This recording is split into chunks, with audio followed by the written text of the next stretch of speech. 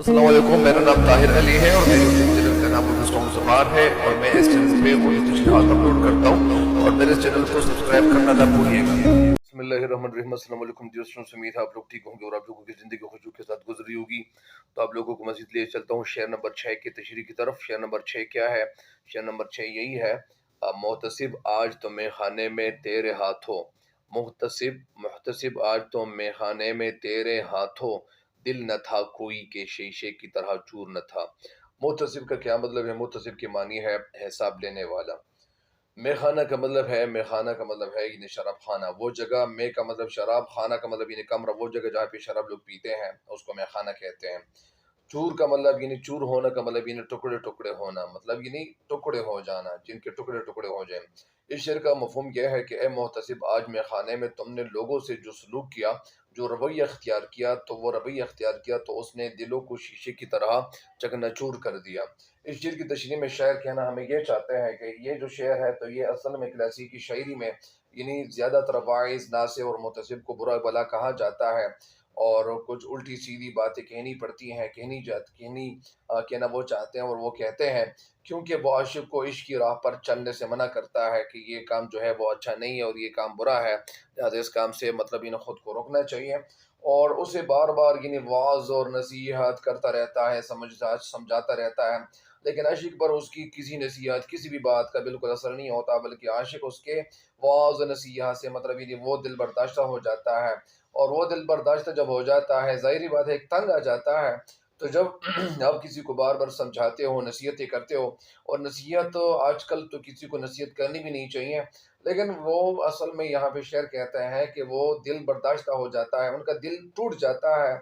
और आपका उन आपके आपसे उनकी नसीहतों की वजह से, आपकी नसीहतों की वजह से उनका दिल टूट जाता है, उनका दिल भर जाता है, वो मज़ीद नसीहतें नहीं सुन सकता, बर्दाश्त नहीं कर सकता।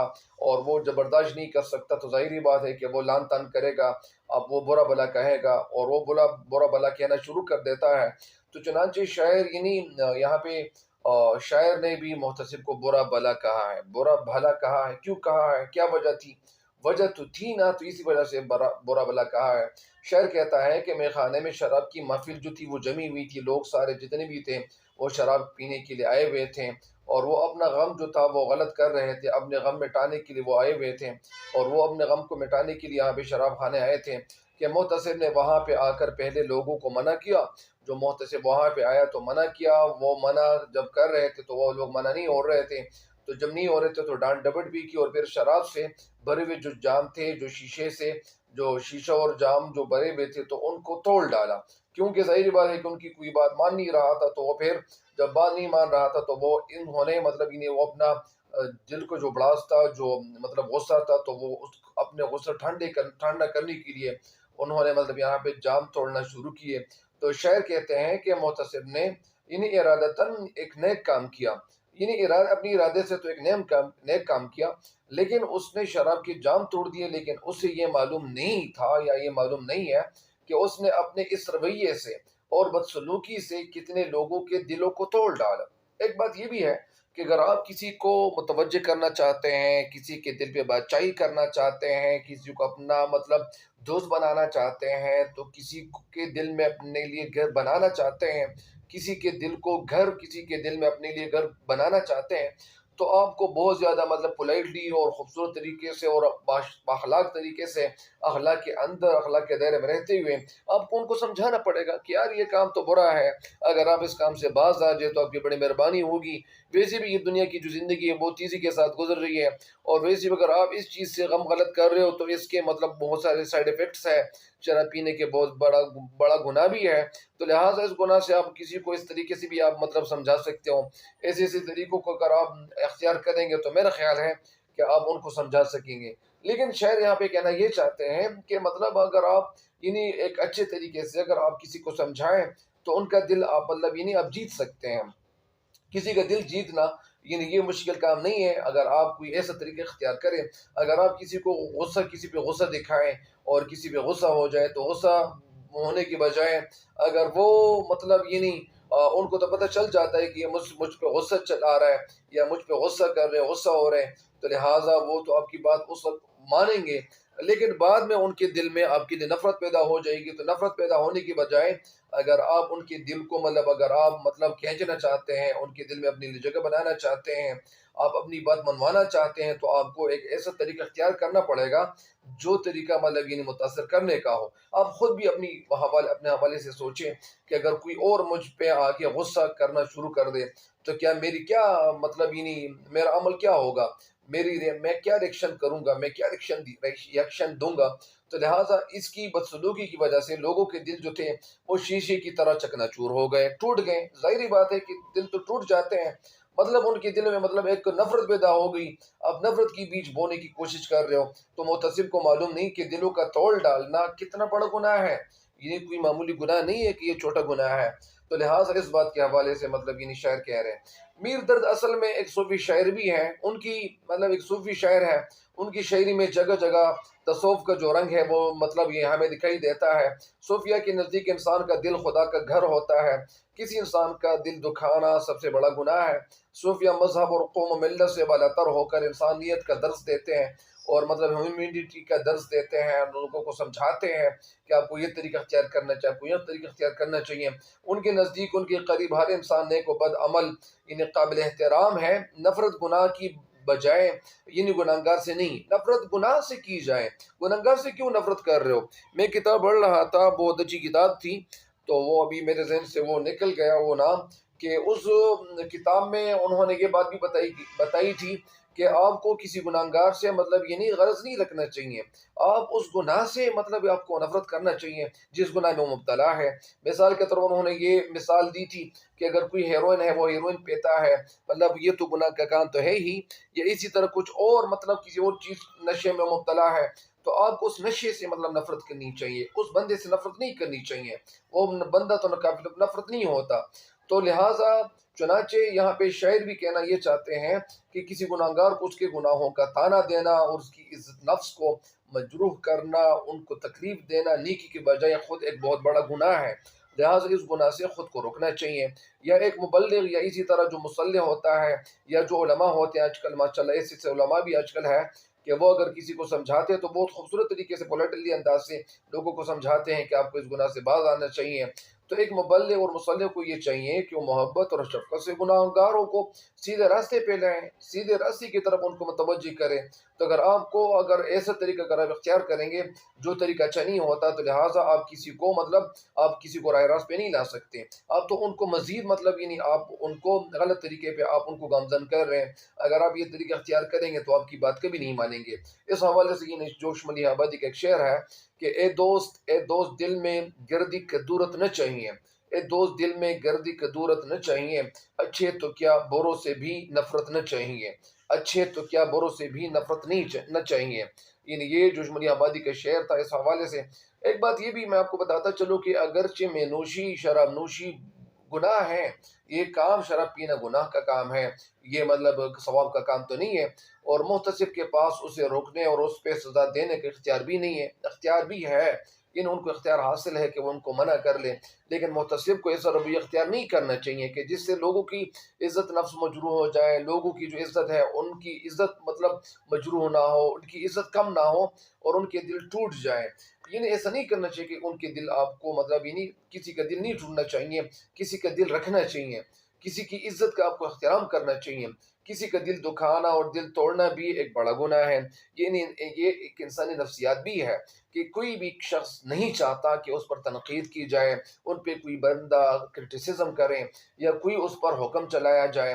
کل میں میرے ایک دوست ہے، بہت اچھے دوست ہے، تو انہوں نے ایک بات شیئر کی ہوئی تھی کہ تنقید سے پہلے تحقیق لازمی ہے، اور تنقید سے پہلے تحقیق لازمی ہے۔ آپ اس بات کی تحقیق کر لیں کہ یہ بات اس میں کتنی سچائی ہے، لہٰذا اس سچائی کی طرف آپ کو دھیان دینا چاہیے۔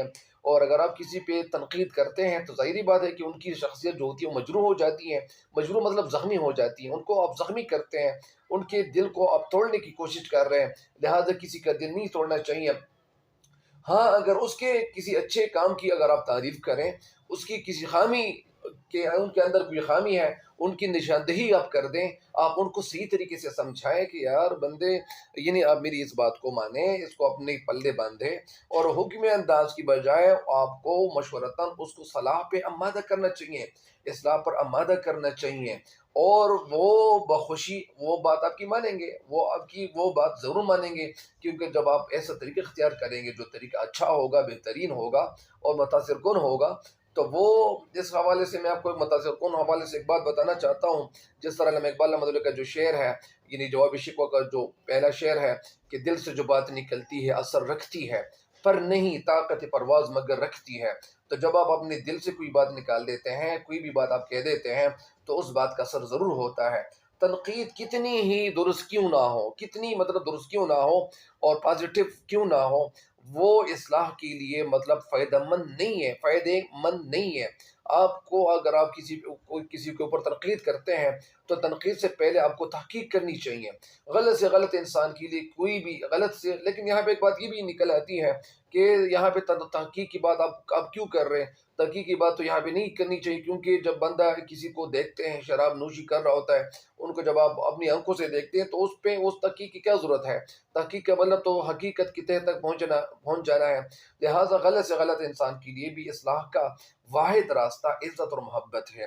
اگر آپ کسی کو عزت سے سمجھائیں گے، کسی کے دل کو متاثر کرنا چاہتے ہیں، آپ کا دل یہ چاہتا ہے کہ میں کسی کو کسی ایسے طریقے سے سمجھاؤں۔ ایک دفعہ میں مولانا طارق جمیل صاحب کا بیان سن رہا تھا، اس بیان میں انہوں نے کسی کے حوالے سے یہ بات بتائی تھی کہ ایک بندہ تھا، وہ تبلیغی تھا، مبلغ تھا، وہ تبلیغ دے رہا تھا، تو کوئی بندہ تھا وہ کسی چیز کا شوقین تھا، کتے وغیرہ پالنے کا یا گھوڑے پالنے وغیرہ کا وہ شوقین تھا، تو لہٰذا ان کو وہاں پہ چلے جاتے ہیں، وہ مبلغ جب چلے جاتے ہیں تو سب سے پہلے جب وہ جس چیز کا شوق کر رہا تھا، یعنی کتے وغیرہ کا یا گھوڑے کا، تو ان کی تعریف وہ کرتے ہیں کہ یہ گھوڑا اچھا ہے، یہ ایسا ہے، یہ ایسا ہے، آپ ان کو یہ خوراک دیں گے تو یہ ایسا ہوگا۔